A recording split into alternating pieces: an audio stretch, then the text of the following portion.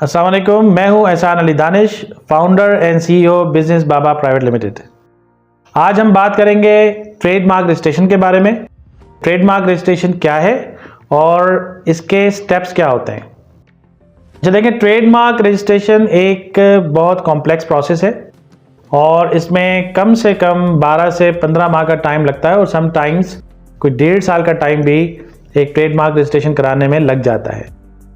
Trademark registration business का भी कराया जा सकता है और प्रोडक्ट का भी।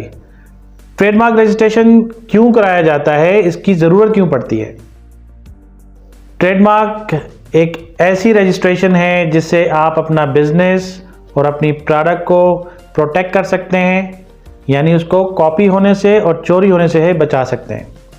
दुनिया में आपने देखा होगा कि जो बहुत बड़ी बड़ी ब्रांड्स हैं, बहुत बड़ी ब्रांड्स बनती इसीलिए हैं क्योंकि उन बिजनेसेस ने अपने आप को ट्रेडमार्क रजिस्ट्रेशन में रजिस्टर करवाया होता है।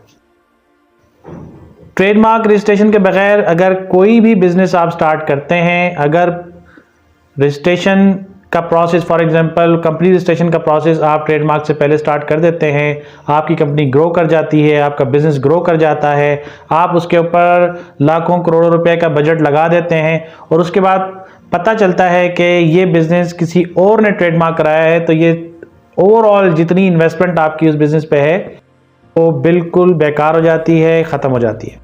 तो इसलिए पहला स्टेप जो आपकी बिजनेस रजिस्ट्रेशन का है वो ट्रेडमार्क है और इसके प्रोसेस क्या होते हैं वो मैं भी आपको एक्सप्लेन करता हूँ। ट्रेडमार्क रजिस्ट्रेशन का जो पहला स्टेप है वो होता है इसकी सर्चिंग। और सर्चिंग जो है वो 2 किस्म की होती है। एक हम अनऑफिशियल सर्च करते हैं, पहले हम चेक करते हैं कि क्या ये नाम, बिजनेस का नाम आपके या आपकी प्रोडक्ट का नाम पाकिस्तान में पहले किसी ने रजिस्टर किया है, क्या इससे मिलते जुलते कोई ब्रांड्स पहले अवेलेबल हैं या नहीं हैं। जैसे ही पता चलता है कि आपकी ये प्रोडक्ट या ये नेम जो आप रजिस्ट्रेशन कराने जा रहे हैं ये पहले किसी और ने अप्लाई नहीं किया है या इससे मिलते जुलते कोई ख़ास नाम नहीं है, तो उसके बाद जो इसका अगला स्टेप है वो कहलाता है TM 55, यानी कि ऑफिशियल ट्रेडमार्क सर्च। इसके लिए आपको CNIC, अपना एड्रेस देना होता है और इसके अलावा आपको अपना एक जो ब्रांड नेम आप रजिस्ट्रेशन कराने जा रहे हैं उसका एक फॉर्मेट आपको प्रोवाइड करना होता है गवर्नमेंट को एक पे ऑर्डर के साथ, जिसके बाद आपको 10 से 12 दिन में एक ऑफिशियल रिपोर्ट मिलती है जिसको TM 55 कहते हैं। ये इसका पहला स्टेप होता है और उसके बाद जो इसका अगला स्टेप है वो कहलाता है TM1 फाइलिंग। यानी TM1 फाइलिंग के अंदर ऐसा होता है कि आपको एक गवर्नमेंट का पे ऑर्डर अपनी तमाम क्रेडेंशियल्स के साथ, यानी क्रेडेंशियल्स में आपका CNIC, लोगो, जो नाम आप रजिस्ट्रेशन कराना चाह रहे हैं, उसका एड्रेस, ये तमाम चीज़ों के साथ एप्लीकेशन आप फाइलिंग करते हैं और उस एप्लीकेशन फाइलिंग के बाद आपको ट्रेडमार्क नंबर जो है वो इशू कर दिया जाता है। एक्नॉलेजमेंट लेटर गवर्नमेंट आपको तकरीबन कोई 1 माह में जो है प्रोवाइड कर देती है। एक्नॉलेजमेंट लेटर 1 माह में ट्रेडमार्क रजिस्ट्रेशन का आपको मिल जाता है, लेकिन इसका प्रोसेस 12 से 15 महीने और समटाइम्स 1.5 साल का टाइम जो है वो ले लेता है। ये क्यों लेता है और इसमें आगे क्या क्या प्रोसेस होते हैं वो मैं अभी आपको एक्सप्लेन करता हूँ। जो ट्रेडमार्क का पहला स्टेप मैंने आपको बताया, ये इसमें अनऑफिशियल रिपोर्ट, ऑफिशियल रिपोर्ट और इसके अलावा TM1 की फाइलिंग हो गई। और दूसरे स्टेप में जब हम आते हैं तो तकरीबन कोई 4 से 5 माह में आपके पास एक शो कॉज नोटिस आता है। उस शो कॉज नोटिस के अगेंस्ट आपको रिप्लाई जमा कराना होता है। इस रिप्लाई जमा कराने के बाद आपको इसका ऑब्जेक्शन रिमूव कराना होता है। ऑब्जेक्शन रिमूव कराने के बाद इसका एडवर्टाइजमेंट लेटर इशू होता है और फिर हम इसको ट्रेडमार्क जर्नल में जो है पब्लिकेशन के लिए सेंड कर देते हैं। ये प्रोसेस तकरीबन अगले 4-5 माह तक मजीद चलता है, यानी कि अगर फर्स्ट डे से हम काउंट करें तो आपका ये सेकंड स्टेप 4-5 महीने बाद आता है और इसके बाद फिर मजीद 3-4 महीने जो है ये 5 महीने ले लेता है। इसके बाद आता है इसका थर्ड स्टेप जो कि आपको तकरीबन कोई 10 माह बाद या 12 माह बाद एक लेटर रिसीव होता है जिसको हम डिमांड नोट कहते हैं। यानी उस वक्त हमें TM11 फाइल करना होता है। अच्छा, TM11 क्या है और क्यों फाइल किया जाता है, क्या इससे पहले कोई और प्रॉब्लम आ सकती है? बिल्कुल आ सकती हैं। यानी जब हम ऑब्जेक्शन रिमूव करा के जर्नल में पब्लिकेशन कराते हैं तो उस टाइम तमाम दुनिया में तमाम लोगों को ये कॉल दी जाती है कि क्या उनको आपके इस नाम पे, इस ब्रांड नेम पे या इस बिजनेस नेम पे कोई एतराज़ है। अगर एतराज़ है तो उनको 2 माह का टाइम दिया जाता है ऑपोजिशन फाइल करने का।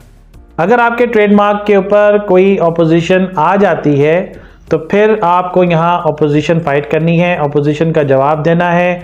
ऑपोजिशन का जवाब देना और उसको फाइट करना ये एक लंबा प्रोसेस है जो कि 1 साल, 1.5 साल, 2 साल का टाइम जो है वो ले लेता है। अगर लकीली आपके ट्रेडमार्क पे ऑपोजिशन ना लगे तो आपके पास एक लेटर आएगा जो कि डिमांड नोट कहलाता है। और डिमांड नोट का जो नोटिस हमारे पास आता है, इसके अगेंस्ट हमें एक गवर्नमेंट का पे ऑर्डर जमा कराना होता है और TM11 की फाइलिंग करनी होती है। TM11 की फाइलिंग करने के बाद और इस डिमांड नोट जमा कराने के बाद हमारे पास तकरीबन कोई 3 से 4 माह का टाइम लगता है कि आपका सर्टिफिकेट इशू किया जाए। और ये सर्टिफिकेट ऑटोमेटिकली इशू हो जाता है और समटाइम्स इसके लिए हमें बहुत ज़्यादा फॉलोअप भी करना पड़ता है। तो ट्रेडमार्क रजिस्ट्रेशन को मैं रैप अप करता हूँ कि ट्रेडमार्क रजिस्ट्रेशन एक ऐसा प्रोसेस है पाकिस्तान में जो कि तकरीबन 12 से 15 माह और समटाइम्स 1.5 साल का टाइम लेता है। ट्रेडमार्क रजिस्ट्रेशन के जो स्टेप्स हैं उसमें 3 मेन स्टेप हैं। पहले स्टेप के अंदर हमें अनऑफिशियल रिपोर्ट, ऑफिशियल रिपोर्ट जो TM55 कहलाती है और TM1 ये हमें अप्लाई करना होता है। सेकंड फेज के अंदर हमें 4 से 5 माह बाद शो कॉज नोटिस रिसीव होता है, हमें उसके अगेंस्ट अप्लाई जमा कराना होता है, ऑब्जेक्शन रिमूव कराना होता है और उसका एडवर्टाइजमेंट लेटर इशू कराना होता है और इंटरनेशनल ट्रेडमार्क जर्नल में इसको पब्लिश कराना होता है। अगर बीच में अपोजिशन आ जाए इस पब्लिकेशन के बाद तो हमें अपोजिशन फाइट करनी होती है। अगर अपोजिशन लकीली ना आए तो हमारे पास डिमांड नोट आता है, ये तीसरा स्टेप है। और इस स्टेप के बाद हमें TM11 की फाइलिंग करने के बाद हम वेट करते हैं सर्टिफिकेट का। जैसे ही सर्टिफिकेट इशू होता है ये ट्रेडमार्क आपकी प्रॉपर्टी हो जाती है। पूरे पाकिस्तान में जिस भी कंट्री में आपने ट्रेडमार्क रजिस्ट्रेशन कराई होती है, कोई और बिजनेस, कोई और ब्रांड इस नाम को यूज नहीं कर सकता। आज की वीडियो में हमने बात की कि ट्रेडमार्क रजिस्ट्रेशन क्या है और इसके प्रोसेस क्या होते हैं, यानी कि इसके स्टेप्स क्या होते हैं। अगर ये वीडियो आपको पसंद आई तो प्लीज़ लाइक कीजिए, शेयर कीजिए और सब्सक्राइब कीजिए। Thank you so much.